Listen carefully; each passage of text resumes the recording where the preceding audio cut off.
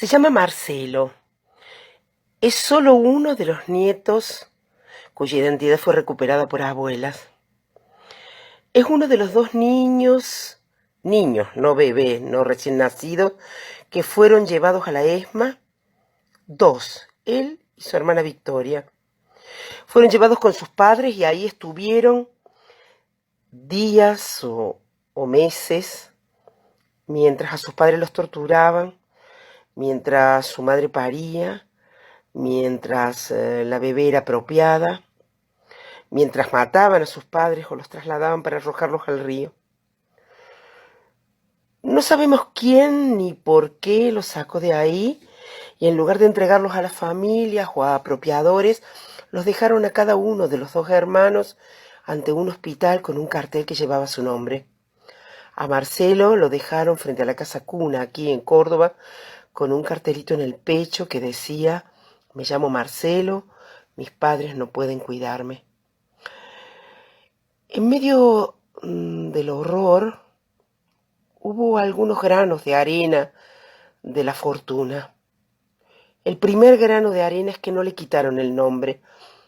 No pudieron o alguien se apiadó. Después, desde la casa cuna salieron las monjas. Él recuerda que lo bañaron en un fuentón rojo de plástico y que le dieron masitas Oreo. Después un médico lo sacó de ahí y lo llevó a una casa. En la casa estaba de visita una mujer separada con sus dos hijos adolescentes. Marcelo se colgó del cuello del mayor de los adolescentes y dijo que no quería vivir, dijo que quería vivir con él, que quería irse con él para siempre.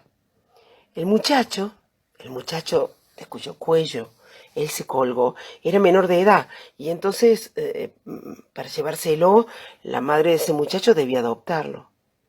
Ella estaba separada desde hacía años, pero sin divorcio. No estaba la ley de divorcio todavía.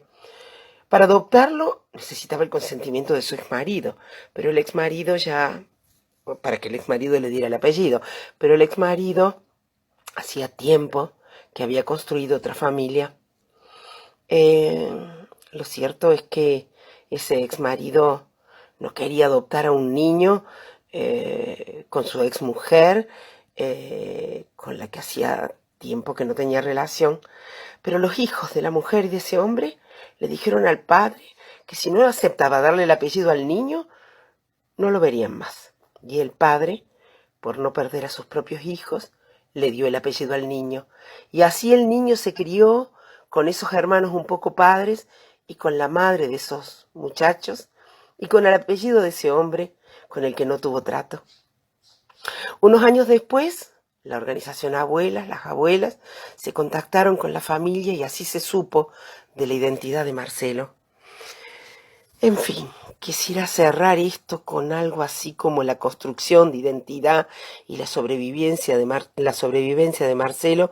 Quisiera cerrarlo en el sentido de que hubo en esa construcción de identidad